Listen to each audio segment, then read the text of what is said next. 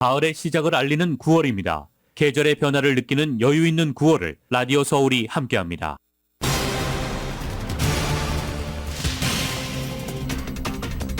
개빈 뉴섬 주지사가 캘리포니아주 내 패스트푸드 업체 근로자들의 시간당 최저임금을 $20로 올리는 내용 법안에 서명했습니다. 남가주 가솔린 평균 가격이 오늘도 상승했습니다. LA 카운티의 오늘 아침 평균 가솔린 가격은 갤런당 $6 31.5센트, 오렌지 카운티는 $6 28.8센트 기록했습니다.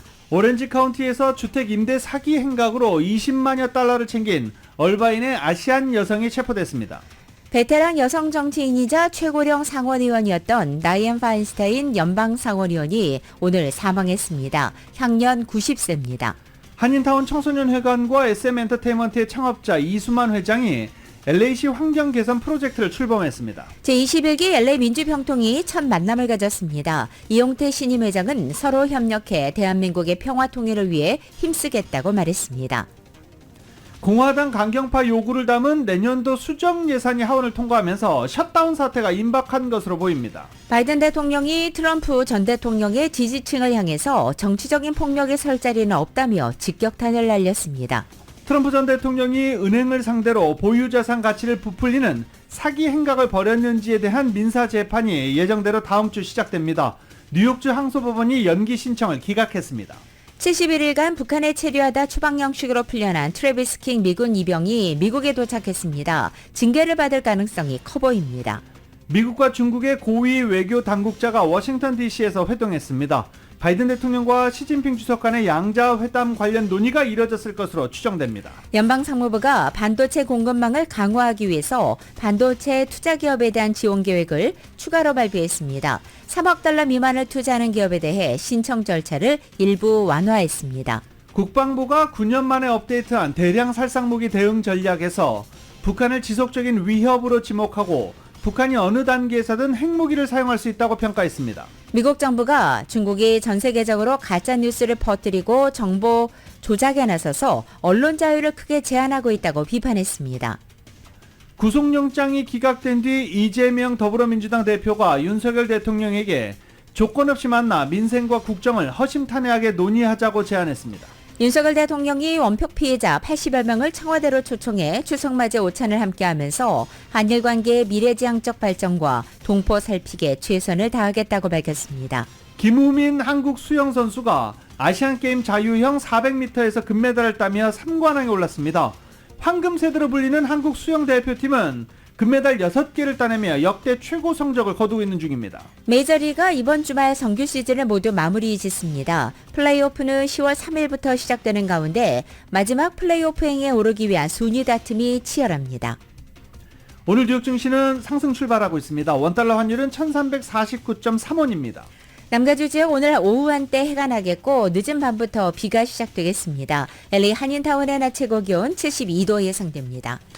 이 시간 주요 뉴스는 하늘 위 호텔, 세계 최대 항공기 아시아나항공 A380에서 차별화된 서비스를 만나보세요. 고국까지 편안하고 안전하게 모시는 아시아나항공 제공입니다.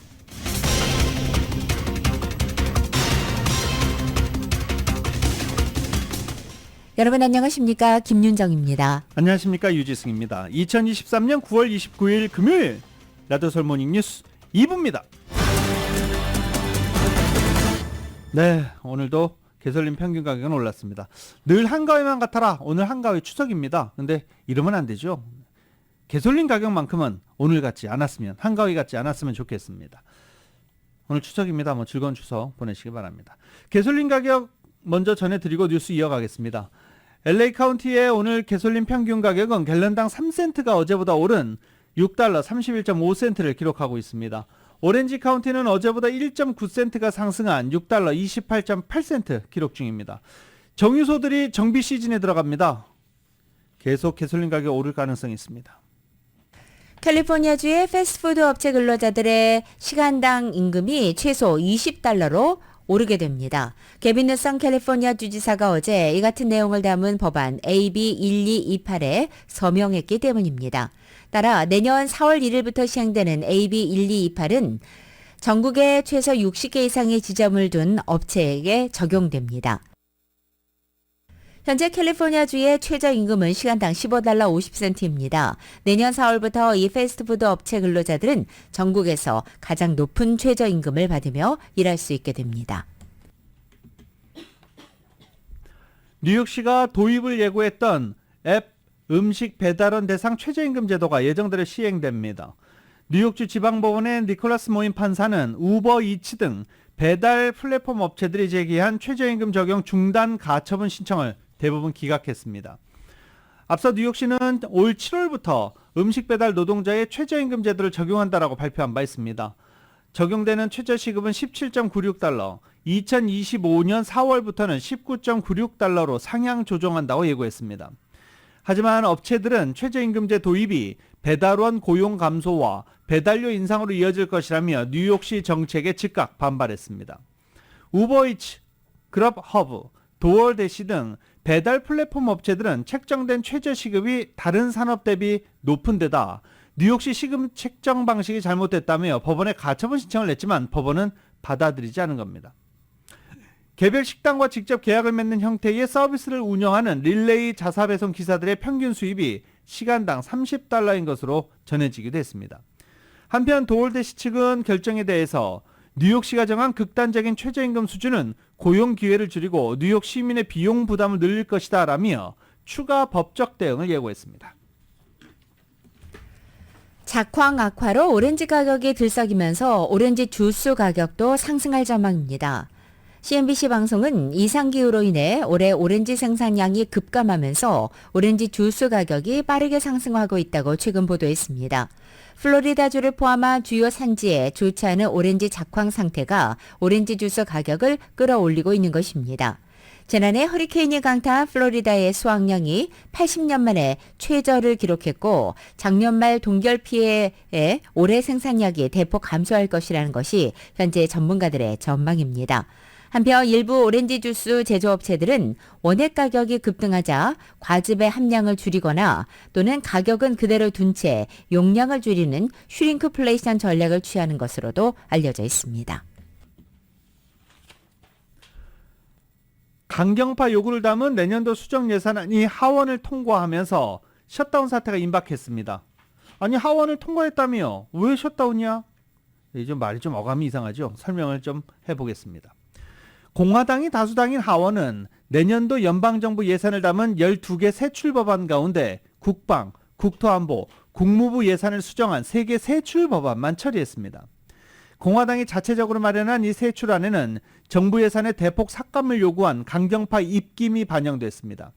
특히 국방 세출안에서는 강경파 요구에 따라 우크라이나에 대한 자금 지원 방안 모두 싹 다 빠졌습니다.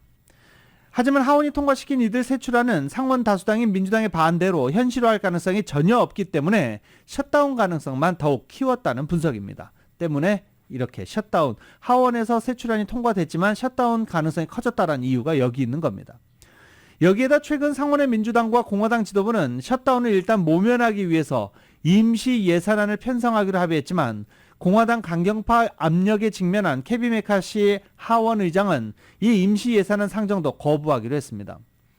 임시 예산안은 11월 17일까지 연방정부 지출을 보장함으로써 셧다운 시한을 연장하고 내년도 예산안 합의를 위한 협상 시간을 벌자는 취지로 마련됐습니다. 하지만 메카시 의장은 거부 입장을 밝힌 것입니다. 공화당 강경파는 내년도 예산에 대폭 삭감을 요구하고 있으며 이 방안이 관철되지 않으면 메카시를 의장직에서 끌어내리겠다는 엄포를 놓고 있는 중입니다. 셧다운 사태를 막기 위해서 남은 연방의회 기간 이틀 남았습니다. 이처럼 연방정부의 셧다운 사태가 현실화될 가능성이 대두되면서 미국 정부는 본격 대비해야 하는 모습입니다. 미국 정보기관들은 어제 연방 공무원에게 셧다운이 시작될 경우 근무 지침을 안내하기 시작한 것입니다. 국토안보부도 어제 직원들에게 셧다운 기간에 일부는 임시휴직에 들어갈 것이며 필수 업무를 하는 직원들은 부여받은 임무를 계속 수행할 것이라고 공지했습니다. 셧다운 기간에 연방정부는 전체 공무원 약 200만 명에게 급여를 지급할 예산이 없기 때문에 가장 중요 기능만 유지할 수 있습니다. 안보와 안전 관련 같은 필수로 분류되는 업무를 하는 공무원은 급여를 받지 않고 일해야 하고 나머지 공무원은 모두 무급휴직에 처하게 됩니다. 다이앤 파인스타인 연방 상원 의원입니다. 인권 단체들이 시위를 할 때 다이앤 파인스타인 사무실 앞에 가서 상당히 많이 시위도 하고 요구도 하고 그랬었죠. 그리고 또 최근에는 고령의 나이로 항상 거론됐던 인물이기도 합니다. 연방 상원의 베테랑 여성 정치인이자 현직 최고령 상원 의원이었던 다이앤 파인스타인 의원이 오늘 90세 일기로 별세했습니다. 파인스타인 의원은 샌프란시스코 역사상 첫 여성 시장 경력을 거쳐 1992년 상원 의원에 처음 당선됐습니다. 이후 상원 정보위원회 첫 여성 위원장, 법사위원회 첫 여성 민주당 간사 등을 거치며 정치권의 유리천장을 잇따라 깬 인물로 유명합니다. 정치적으로는 진보 진영이 증시하는 환경보호, 생식권 존중, 총기 규제 등을 옹호했지만 공화당 측에 접근하며 타협점을 찾으려 한 실용주의자로 평가받는 인물입니다.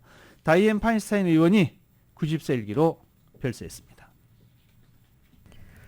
미 국방부가 대량 살상무기 대응 전략 개정판을 9년 만에 발표하면서 북한이 물리적 충돌의 어느 단계에서든 핵무기를 사용할 수 있는 가능성이 있다고 평가했습니다. 가장 복합적이고 시급한 도전으로는 중국을 지적했습니다.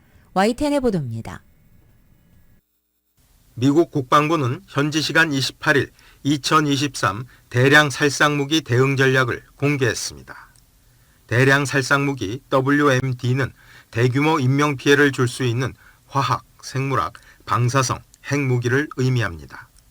내용을 보면 핵무기와 탄도미사일 전력을 우선시해온 북한의 역량 개발은 북한이 물리적 충돌의 어느 단계에서든 핵무기를 사용할 수 있는 선택지를 제공한다고 평가했습니다. 국방부는 북한은 미국 본토와 영내 동맹 및 파트너를 위험에 빠뜨리는 이동식 단거리, 중거리와 대륙간 핵 역량을 개발해 배치하고 있다고 진단했습니다. 국방부는 북한이 지난해 핵무력 사용 정책을 법제화했다며 이를 통해 북한이 자체 선언한 핵 보유국 지위를 재확인하고 핵 사용 조건을 정립했으며 비핵화를 거부했다고 평가했습니다. 또 북한이 전쟁에 사용할 수 있는 화학작용제 수천 톤을 보유하고 있으며 포와 탄도미사일, 비정규군을 통해 화학무기를 살포할 수 있다고 분석했습니다. 미 국방부는 중국을 가장 복합적이고 시급한 도전으로 지적하고 중국이 2030년까지 핵탄두 최소 1000개, 2035년까지 1500개를 배치하려고 할 가능성이 크다고 봤습니다. 러시아에 대해서는 단기적으로 가장 극심한 위협이라면서 러시아는 필요하다면 무력으로 이웃 국가를 지배하려는 정치, 경제, 군사 전략을 추구하고 있다고 평가했습니다. 국방부는 이란이 현재 핵무기 개발 프로그램을 추진하고 있지 않지만 핵무기를 만드는 데 필요한 핵물질을 2주 이내에 생산할 능력이 있다고 우려했습니다.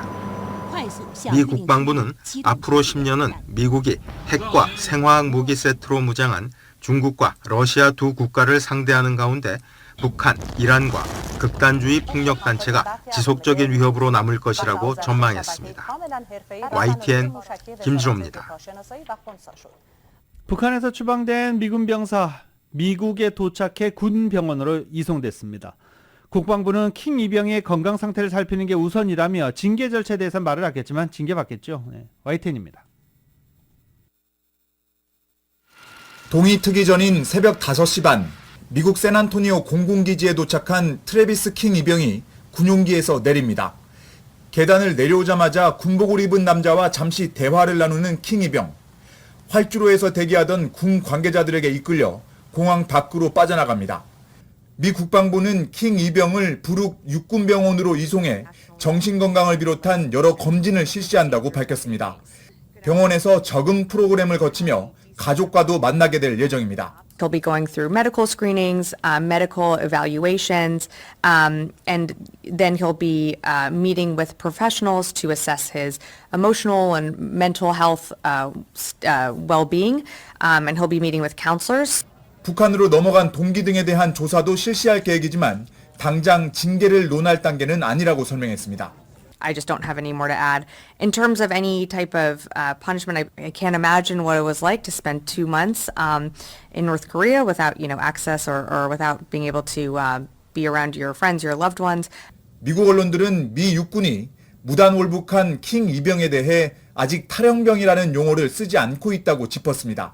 무단이탈에 대한 처벌도 자발적으로 복귀했는지 체포됐는지에 따라 달라진다며 북한에서 추방된 킹 이병의 경우 징계 판단이 복잡할 수 있다고 분석했습니다. 킹 이병의 이웃 주민들은 무사 귀환을 반겼습니다. You know, the guy's a good guy, and I hate to see anything more happen to him than he's already been through enough, I'm sure. So, yeah, I just want to see him come back. 여전히 북한이 킹 이병을 조건 없이 풀어준 이유가 의문인 가운데 미국 언론들은 킹 이병이 군 기밀에 대한 정보도 없고 선전용으로 쓰기에도 부적합하다고 판단했을 거라고 관측하고 있습니다. 워싱턴에서 YTN 권윤기입니다.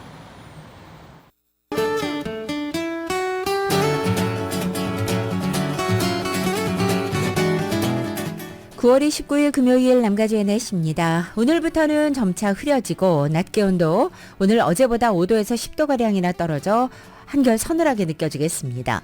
금요일은 오늘 아침 현재 출근길 다소 흐린 하늘로 시작하고 있죠. 오후 한때는 밝은 햇살이 잠시 비치겠고 해가 지면서는 점차 다시 흐려지겠습니다.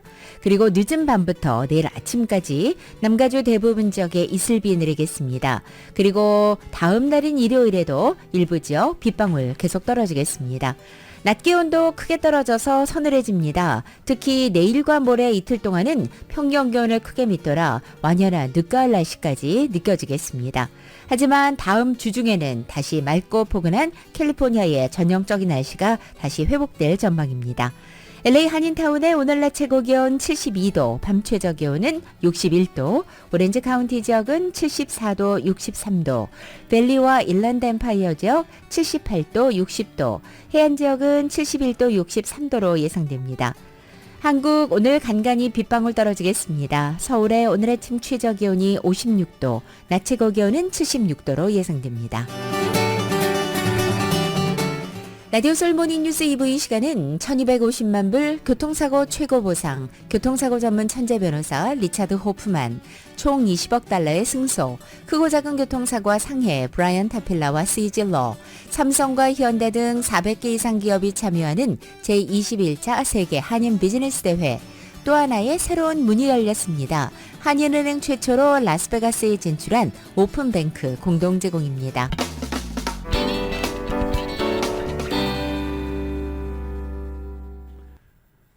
라드솔 모닝뉴스 함께하고 계십니다. 한인타운에서 한인타운 청소년회관 KYCC와 이수만 전 SM 엔터테인먼트 총괄 프로듀서가 LA시 환경 개선 프로젝트 론칭을 공표했습니다. 100만 달러 프로젝트인데 이수만 회장이 50만 달러를 캐치했습니다. 이은 기자가 어제 나무 심기 현장을 다녀왔습니다. 28일 한인타운 시니어센터 다을정에서 한인타운 청소년회관과 이수만 전 SM 엔터테인먼트 총괄 프로듀서가 기자회견을 열고 한인타운을 시작으로 앞으로 3년간 LA시 전역의 환경 개선을 위한 나무 심기 프로젝트를 론칭했습니다. 100만 달러의 기금으로 1년에 최대 1000그루의 나무를 심는 프로젝트인데 한인들의 기부, 시 정치인들 그리고 유명인사의 펀드로 운영됩니다. 나무 심기를 통해 기후변화에 민감한 LA시를 비롯한 남가주 지역의 지구온난화의 영향을 줄이기 위해 자구책을 마련한다는 것이 이번 프로젝트의 주요 목표입니다. 이날 이수만 전 SM 엔터테인먼트 총괄 프로듀서는 해당 프로젝트의 절반이 되는 50만 달러의 펀드를 지원했습니다. 1.5도가 더 올라가면은 이제 우리가 돌이킬 수 없는, 도저히 흡수할 수 없는 상태로 들어간다는 그런 기후 문제의 심각성을 우리가 요즘 많이 보고 있고 각 도시마다 그런 공유되어 있는 기후 위기 시계라는 것을 우리가 매일같이 보고 있습니다. 프로젝트의 분기별로 모인 자금과 동일한 금액을 이수만 전 총괄 프로듀서가 기부하는 매칭 펀드 방식으로 진행합니다. 이수만 전 SM 엔터테인먼트 총괄 프로듀서는 누구보다 가장 먼저 지구온난화 해결을 위해 적극 대응한 공로를 인정받아 이날 타운을 관할하는 LA시 10지구 사무실로부터 감사장을 수여받았습니다. 온난화를 막기 위해서 가장 우리가 해야 되는 가장 쉬운 것은 사실은 각자 나무를 심는 일이라고 생각합니다. 굉장히 어려운 얘기들을 많이 하시고 우리 70억 인구가 나무 한 그루씩 심으면 되지 않을까. 또 못 심는 분들을 위해서 2그루씩 심으면 1년에 한 15억 그루 정도를 베어서 우리 생활에 쓴다고 하니까 이날 기자회견에는 LA시 지역 정치 지도자들도 참여해 지구온난화 문제는 심각하다는 이수만 전 회장의 의견에 동감한다며 LA시와 카운티 정부도 적극 동참하겠다는 입장을 전했습니다. 홀리 미첼 LA 카운티 슈퍼바이저는 나무 심기 문제는 비단 한인타운뿐만 아니라 카운티 전역에서 해야 되는 중요한 과제라고 강조했습니다. The climate issues that California is facing with our drought and our lack of tree canopy in LA. 헤더 LA시 10지구 시의원은 이수만 전 총괄 프로듀서와 KYCC가 앞으로 어떤 방향으로 지구온난화 문제 대응을 풀어나갈지 기대가 된다고 밝혔습니다. He did $500,000 to invest right here in our community and mostly in the 10th district. 스티브 강 KYCC 대외협력 디렉터입니다. 이렇게 이수만 회장님의 도움으로 일반인이 또 사기업이 이런 나무 심기 프로젝트에 이렇게 큰 금액을 도네이션을 해주셨습니다. 그래서 현재 나무 심기 기금은 이수만 전 총괄 프로듀서가 기부한 50만 달러와 H마트의 권일현 대표의 10만 달러가 더해져 총 60만 달러의 기금이 조성된 상황이며 나머지 40만 달러의 기금은 온라인을 통해 모금할 예정입니다. 이번 KYCC와 이수만 전 회장이 론칭한 나무 심기 프로젝트의 기부를 희망하는 한인들은 웹사이트 bit.ly/LAtrees에 방문해 기부할 수 있습니다. 라디오 서울 뉴스 이은입니다. LA 다운타운 도심에 태극기와 성조기가 휘날리게 됩니다. LA 총영사관 측은 어제 한미동맹 70주년과 한인이민 120주년을 맞아서 LA 다운타운 윌처 그랜드센터 빌딩 옥상 대형 전광판에 태극기와 성조기가 점등될 계획이라고 밝혔습니다. 이 태극기 성조기 점등식은 10월 3일 개천절 행사 기간인 10월 5일부터 8일까지 오후 7시부터 자정까지 15분마다 한 번씩 진행되고 현재 인터컨티넨탈 호텔이 자리한 이 빌딩 옥상에는 디지털 태극마트가 점등되고 있습니다. LA 총영사관 측은 태극기와 성조기가 빌딩 정상부에서 대형 디지털 화면으로 점등되고 70주년 한미동맹 문구도 포함된다고 설명했습니다. 이를 위해서 LA 총영사관은 윌셔 그랜드 센터를 소유한 한진 인터내셔널과 사전 양해각서를 체결했습니다. 또 LA 총영사관은 10월 5일 LA 총영사 관저에서 개천절을 기념하는 국경일 행사를 개최합니다. 미국은 아시안 여성들에게 아직 기회가 없는 것으로 나타나고 있습니다. 인종과 성별이 다르지만 같은 조건과 자격을 갖췄을 경우 어떤 후보를 선택하겠냐는 질문에 60%는 아시안 여성에게 투표할 가능성은 없다라고 답했습니다. 퓨 리서치가 유권자 16,300명을 대상으로 조사한 바에 따르면 신뢰도가 가장 높게 나타난 인종과 성별 그룹은 백인 남성으로 65% 나타났습니다. 그 다음 그룹은 백인 여성, 그 다음은 흑인 남성과 흑인 여성의 뒤를 이었습니다. 아시안 남녀 후보는 라틴계 남성 여성보다 낮아 라틴계 남성 11%보다 적은 10%, 여성은 7%를 기록했습니다. 동시에 아시안 남녀에게는 각각 53%와 60%가 선택할 가능성이 작다고 밝혀 저조한 신뢰도를 반영했습니다. 이런 저조한 신뢰도를 딛고 지금 정치권에서 활동하고 있는 한인 정치인들 응원해 보겠습니다. 여성이 살기 좋은 도시 순위가 발표됐습니다. 상위 10위 안에 캘리포니아주 도시 3곳이 포함되어 있습니다. 개인 금융정보업체인 월렛 허브가 고용 안전성과 빈곤율, 사회복지, 안전, 자살률, 의료 접근성까지를 기준으로 여성의 성장 기회가 높고 잠재력을 극대화하기에 좋은 곳이 어디인지 분석한 가운데 메릴랜드주 콜럼비아가 1위를 차지했고 2위는 버몬트주 사우스 벌링턴으로 나타났습니다. 그리고 3위부터 5위까지 3개 도시가 바로 캘리포니아에 있는 얼바인, 프레먼트, 산타 클라리타가 선정됐습니다. 캘리포니아의 3도시가 모두 여성 건강관리와 치안에서 높은 점수를 받았고 이 밖에도 서부와 동부 해안 도시들이 10위 안에 늘어났습니다. 반대로 여성에게 최악의 도시 1위로 기록된 곳은 미시시피주 잭슨입니다. 잭슨시는 여성 실업률이 가장 높은 도시 중 하나로 나타났으며 2위 역시 미시시피주의 걸프포트시가 꼽혔습니다. 이 시카고의 시그니처룸 전망대 식당 가보셨습니까? 아, 좋죠. 미시간호를 쫙 바라보고 있는 95층 높이의 식당입니다. 뭐 예약하기도 사실 힘들고 굉장히 가기도 어렵지만 시카고를 방문한다면 꼭 가봐야 된다 라고 불리는 곳입니다. 문 닫았습니다. 마천루의 도시 시카고에서 최고 전망을 자랑하던 이 유명 식당 시그니처 룸이 폐점합니다. 시그니처 룸 측은 시카고 최대 번화가 노스 미시간 애비뉴가 코로나 팬데믹 이후 경기 회복에 어려움을 겪고 있는 상황을 이유로 들면서 존 행콕 센터, 옛날 이름이죠. 현재는 875 노스 미시간 애비뉴 뭐 이렇게 불립니다. 존 행콕 센터 95층과 96층에서 지난 30년 동안 운영해왔던 사업을 접겠다라고 시그니처 룸 측은 밝혔습니다. 이들은 지난 30년간 시카고는 물론 전 세계에서 온 관광객들을 접대하며 그들 인생의 소중한 순간을 더욱 특별하게 하는 특권과 영예를 누렸다라고 밝혔습니다. 하지만 코로나 이후 우리 도시와 레스토랑에 폐쇄령이 내려진 이후 극심한 경제적 어려움에 직면했다며 이 도전 예상보다 훨씬 컸다라고 밝혔습니다. 그리고 시카고와 미시간 애비뉴 경기 회복 속도가 느린 이유에 대해서는 안전에 대한 우려가 제기되고 부정적인 보도, 치안 문제, 그러면서 기존의 소비력 있는 관광객들, 방문객들이 시카고를 단념하고 있고 이 모든 문제들이 레스토랑에 부정적인 영향을 미치고 통제가 불가능했다. 그 결과 어쩔 수 없이 문을 닫게 됐다. 그동안의 성원에 감사한다라고 마지막 인사를 남겼습니다.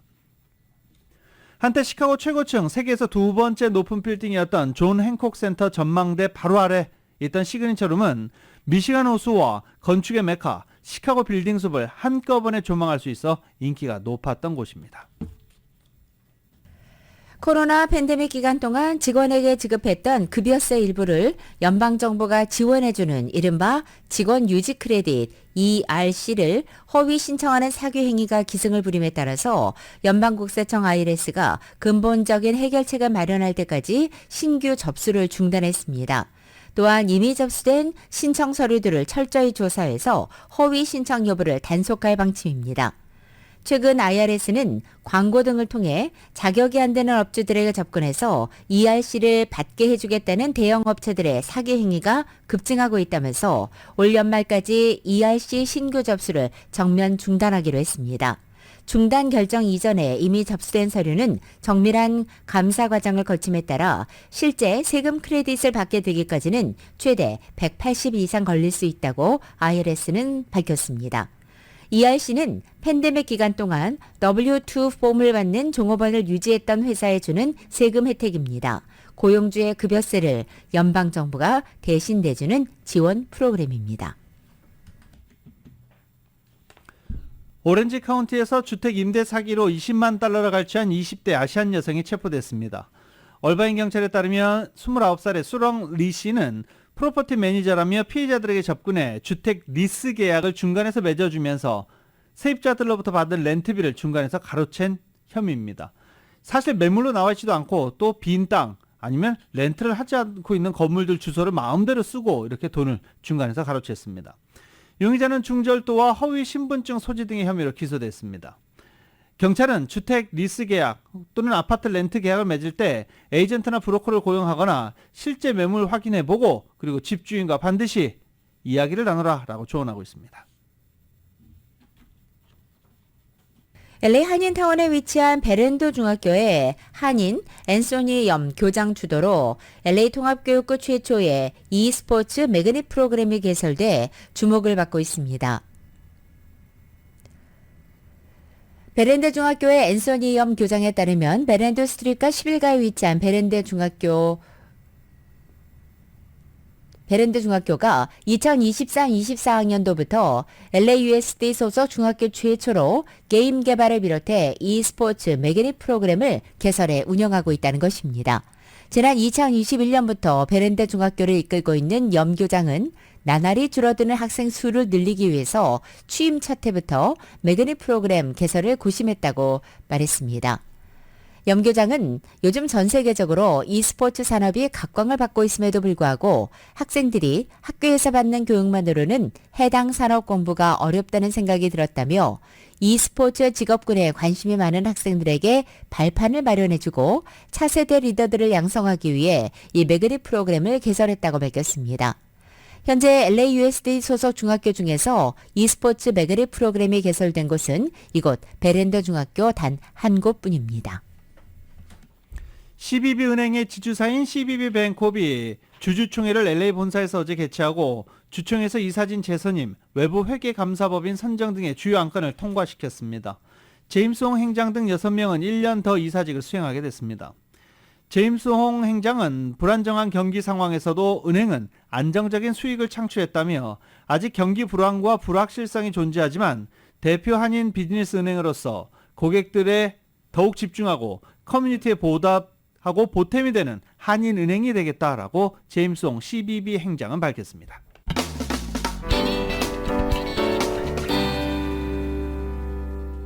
정치적 폭력은 설 자리가 없다. 바이든 대통령이 존 맥케인 상원 의원을 기리는 행사에서 트럼프 전 대통령 지지층을 의미하는 이른바 마가 세력에 이렇게 직격탄을 날렸습니다. 2021년 1월 6일 트럼프 전 대통령 대선 패배에 반발해 의사당을 습격해 난동을 부리고 트럼프 전 대통령을 기소한 검사에게 보복을 경고하는 등 극단적 행동으로 물의를 빚고 있는 트럼프 전 대통령 극렬 지지층을 비판하면서 동시에 내년 대선에서 재대결 가능성이 커진 정적을 견지한 것입니다. 바이든 대통령은 존 맥케인 상원 의원 전 지역구였던 애리조나주에서 맥케인 전 의원 추모 행사에 참석해 상원 의원 시절 소속 정당을 떠나 동료로서 깊은 우정을 나눴던 고인의 공로를 회고하기도 했습니다. 그러면서 맥케인과 연결되는 가치로 명예, 의무, 품위, 자유, 민주주의 등을 강조한 뒤 무언가 위험한 일이 미국에서 일어나고 있다며 민주주의의 기본적인 믿음도 공유하지 않는 극단주의 운동, 마가 운동이다라고 비판한 것입니다. 마가의 극단주의 사상에 천착하는 것은 모든 공화당원들이 아니며 공화당의 다수파도 아니라면서 그러나 오늘날 공화당이 마가 극단주의자들에 의해 휘둘리고 위협받는 것은 의심할 바 없다라고 지적하고 공화당을 갈라치기 했습니다. 그러면서 민주주의는 사람들이 침묵할 때 소멸하고 더 많은 사람이 투표할 때 강해진다라고 강조했습니다. 공화당 내 극단주의자들과 그들이 대체로 지지하는 트럼프 전 대통령을 맥케인 전 의원과 대비시키며 민주주의 위기를 강조한 것입니다. 캘리포니아의 공화당 가을 전당대회가 오늘부터 오렌지 카운티에서 시작됩니다. 이 가을 전당대회는 오늘 시작해 10월 1일 일요일까지 사흘간 애나하임 메리엇 호텔에서 열립니다. 오늘 오전 10시부터 VIP 라운지 오픈과 또 캘리포니아 전당대회를 시작하는 가운데 점심 연회에 도널드 트럼프 전 대통령이 참석해 연설할 것으로 예정돼 있습니다. 이틀 전에 열렸던 공화당 대선 경선 2차 토론에 이어서 1차까지 계속 불참한 트럼프 전 대통령이 오늘 공화당 전당대회를 찾는 것이어서 어떤 모습으로 나타날지 현재 흥미로운 상황입니다. 캘리포니아 공화당 가을 전당대회는 트럼프 전 대통령을 비롯해 4명의 대선 경선 예비후보들이 참가할 것으로 알려지고 있습니다. 한편 오늘 공화당 전당대회에서 또 하나의 관심은 당 정강 수정에 관한 것입니다. 기존의 캘리포니아 공화당 정강에는 낙태 금지와 결혼은 남녀 결합이라는 문구가 들어있는데 새로운 정강에 이 같은 문구가 빠지고 그 대신 생명에 대한 권리를 보호한다는 것과 결혼을 남녀 간 결합이라는 표현이 삭제되고 가족을 강조할 것으로 대체되는 것으로 알려지고 있습니다. 하지만 일부 캘리포니아 공화당 당원들이 이 같은 새로운 정강 초안에 불만을 나타내고 있는 실정입니다. 미국과 중국의 고위 외교 당국자가 워싱턴 DC에서 회동했다고 국무부가 밝혔습니다. 매슈 밀러 국무부 대변인은 정례 브리핑에서 국무부 동아태 차관보와 순웨이 등 중국 외교부 부부장이 국무부에서 회동했다고 전했습니다. 양측은 소통 채널 유지를 위한 계속된 노력을 포함해 지역 현안들에 대해 협의를 했다라고 밝혔는데 미중 고위급 회동은 11월 샌프란시스코에서 열리는 아시아 태평양 경제협력체 정상회의를 계기로 바이든 대통령과 시진핑 중국 국가주석 간의 양자회담 가능성이 제기된 상황에서 이뤄진 만큼 이와 관련해 논의가 이뤄졌을 것으로 추정되고 있습니다. 국무부는 이어 성명을 내 이 같은 사실을 전하면서 북한과 대만 문제 등에 대한 언급도 있었다라고 덧붙였습니다. 테슬라의 자율주행 보조 기능인 오토파일럿 작동 중에 일어난 사망사고에 대해서 회사 측의 배상 책임을 주장하는 민사 재판이 어제 시작돼서 이목이 쏠리고 있습니다. 어제 리버사이드 카운티 법원에서는 2019년 테슬라 모델 3를 타고 가다 숨진 37살의 당시 미카 리 씨의 유족이 테슬라를 상대로 제기한 소송의 배심원 재판이 열렸습니다. 미카 리 씨는 사고 당시 LA 동쪽 고속도로에서 오토파일럿을 켜고 시속 65마일로 주행 중이었고 차가 갑자기 방향을 틀어 프리웨이를 벗어나면서 나무에 부딪혀 큰 화재가 발생했습니다. 이날 사고로 운전석에 있던 리가 숨졌고 당시 8살이던 소년을 포함해 동승자 2명이 중상을 입었습니다.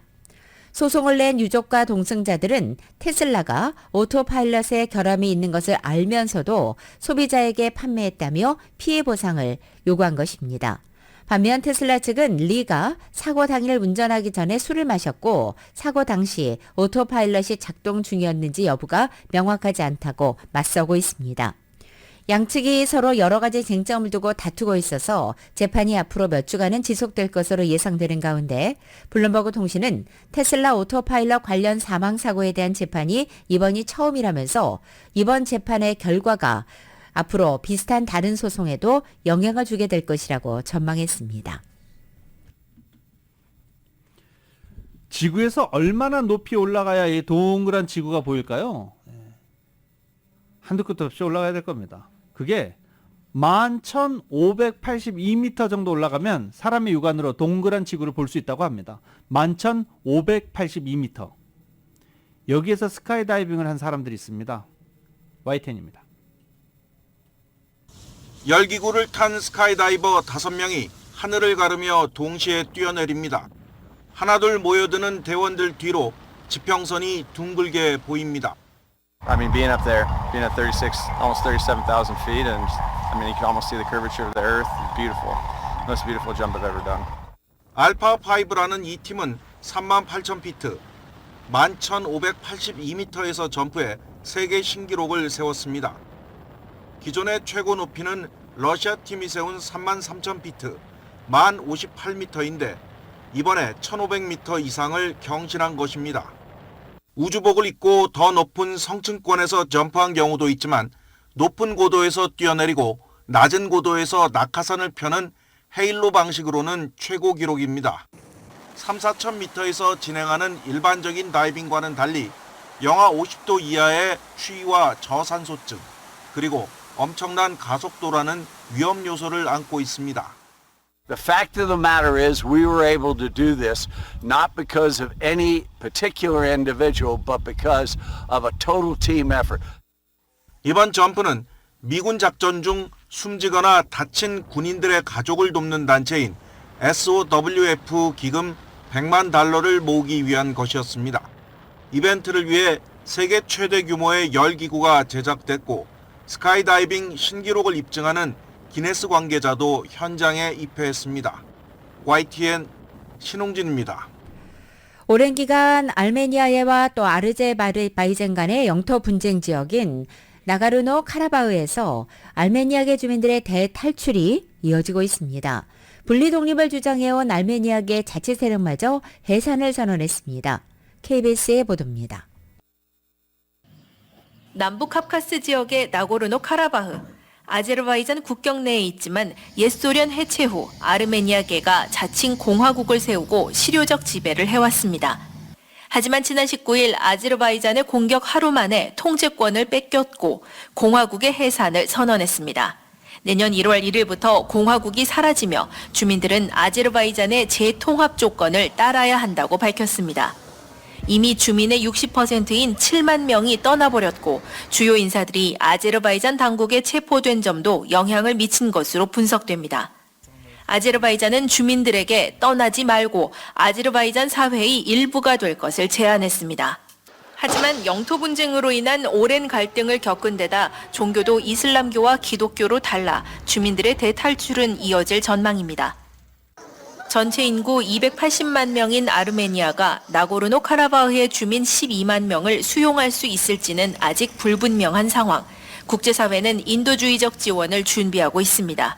모스크바에서 KBS 뉴스 조빈나입니다.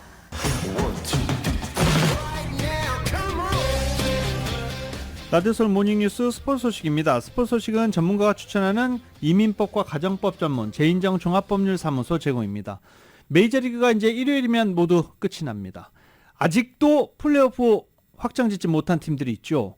지금 플레이오프 카드가 거의 확정이 됐는데 마지막 막판 순위 다툼을 하는 팀들이 있습니다. 서부조의 샌디에고가 그렇죠. 샌디에고는 이건 거의 희망 고문이에요. 확률이 거의 1%도 안 되는데 지금 샌디에고는 애리조나 다이몬드백스, 마이애미 말린스, 시카고 컵스, 신시내티 레즈, 그리고 샌디에고 파드레스 이렇게 5개 팀이 플레이오프 카드 2장을 놓고 경쟁을 하고 있습니다. 샌디에고 파드레스가 플레이오프에 올라갈 확률, 올라가려면 경우의 수가 딱 하나밖에 없어요. 5개 팀들 중에 위에 4팀은 모두 다 지고 남은 경기에서, 그리고 샌디에고는 남은 경기에서 모두 다 이겨야 됩니다. 자, 이런 일이 벌어질 수 있을까요? 이것도 마지막 메이저리그 보는 관전 포인트 되겠습니다. 동부조에서는 토론토 블루제이스와 휴스턴 애스트로즈, 시애틀 메리너스 3팀이 남은 2장을 놓고 경쟁을 벌이는데, 자, 토론토 과연 류현진 선수가 플레이오프에 던질 수 있을까요? 마지막 막판 메이저리그 관전 포인트 되겠습니다. 3경기 남았습니다. 한국의 수영선수 김우민이 조금 전 자유형 400m에서 금메달을 따냈습니다. 이른바 황금 세대로 불리는 수영 대표팀이 금메달 6개를 따내면서 역대 최고의 성적을 거뒀습니다. KBS의 보도입니다. 예선을 1위로 통과하며 4번 레인에서 출발한 김우민은 이번 대회 3번째 금메달을 향해 힘차게 물살을 갈랐습니다. 경쟁자들을 따돌리고 압도적인 레이스를 펼친 김우민은 3분 44초 36으로 우승을 차지했습니다. 어제 자유형 800m에서도 금메달을 따낸 김우민은 박태환 이후 13년 만에 수영 대회 3관왕에 오르며 대회를 마무리했습니다. 늦은 시간까지 응원해 주시느라 감사합니다. 그 덕분에 제가 이렇게 멋진 레이스 할 수 있는 것 같습니다. 감사합니다. 저병 50m에선 백인철이 남자 선수론 첫 저병 금메달을 따내는 등 우리 대표팀은 경영에서 금메달 6개를 획득했습니다. 금메달 하나에 머물렀던 지난 대회와는 완전히 달라졌고 2010년 광저우 대회 금메달 4개를 넘어 역대 최고 성적입니다. 또 박태환만 바라봤던 과거와 달리 사상 첫 단체전 금메달 등 전반적인 수준 향상으로 한국 수영의 르네상스를 맞이했습니다.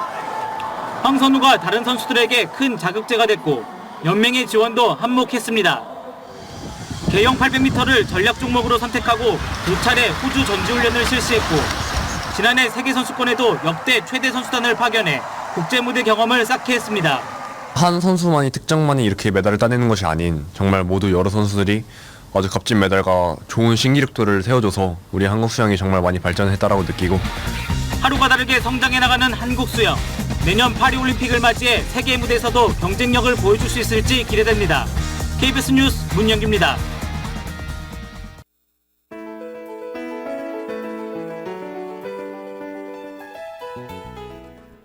송편 만들려면 귀찮죠. 쌀가루, 찹쌀가루 여기저기 날리고 또 만들어 놓으면 누구는 콩이 싫다, 누구는 또 이게 딱딱하다, 이거는 왜 이러냐 등등등.